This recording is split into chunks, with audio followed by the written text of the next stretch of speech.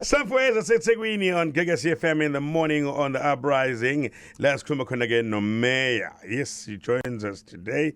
The first citizen of Durban, is seThekwini.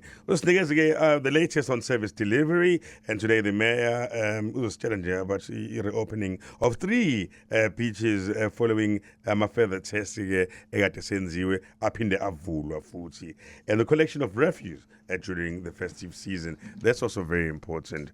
Mayor, good morning. Welcome to Gagasi FM.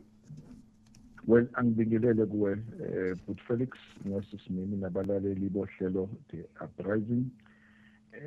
Thank you very much for having me. Hlezi kuyipleasure ngaso ngesikhathi ke kuba nawe la emsakazweni. Mayor Xaba, umasipala waseThekwini usuvule amabhishi amathathu kulandeleka ukuhlolwa kwamanzi olwandle. Sicela usichazele ukuthi lamabhishi imaphi enano bevalelweni.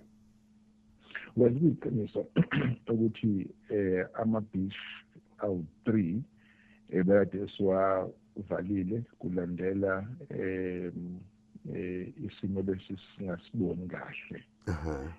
Kuthe singawakhesta lama-beach mathathu, ama-results aphuma-ke ethi cha isimo sesilungile sesingawavula lama-beach. Lama-beach i-eThekwini Beach, Castle Beach, ne-Battery Beach.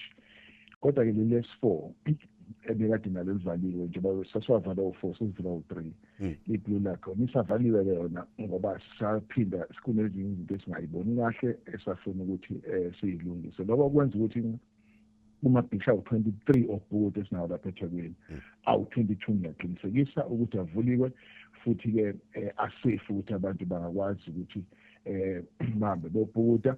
Sizuleke ukuthi kukhona-ke abazivulela icala namhlanje and manje asazi ukuthi livulwa kanjani icala ngoba phela uma kukhona ubungozi esibubonayo ibhishi siyavala, umthetho uyasivumela ukuthi sikwenze lokho ukuthi leyo ngozi singayisusa noma isuke mase siyaphila sivule futhi ibhishi.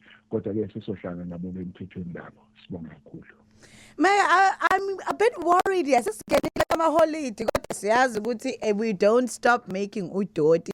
Manje when it comes to uqoqeni kadoti kuzohamba kanjani?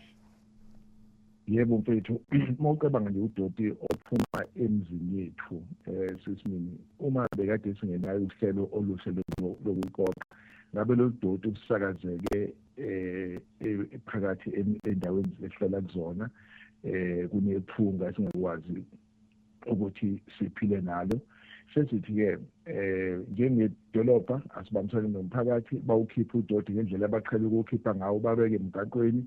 Thina ngalezi nsuku kwelezi somhla 25, 26 nomhla 1 abasebenzi bethu bazobe besebenza beqikelele ukuthi udoti bawuthatha bawugcina lapho ukuthi bedle ukhisimusi endaweni ehlanzekile. Ikona-ke esiphakamisayo lokho emphakathini wethu. I know. Akuyezwakala Mayor.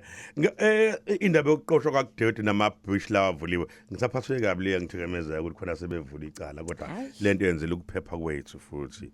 Sesivala ke Mayor, ungathini nje ukufisela izakhamuzi zaseThekwini ukhisimusi omuhle ngolesine?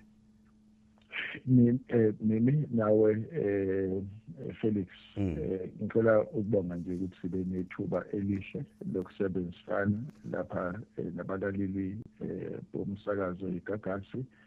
Sesithi-ke kini nonke nomphakathi wonkana sinifisela-ke izilokotho ezinhle zikaKhisimusi and kanjalo-ke isikhathi lesi mfethu nawuyazi ukuthi sijabule nemindeni yethu nokuthi silole isandla nabo abantu basingakhohlwa yibona.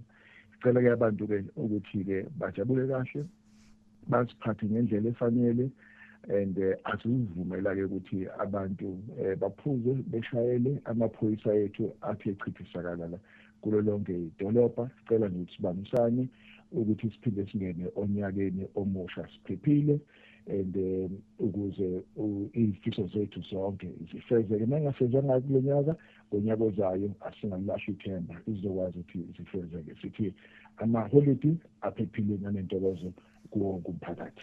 Sibonga kakhulu Mayor.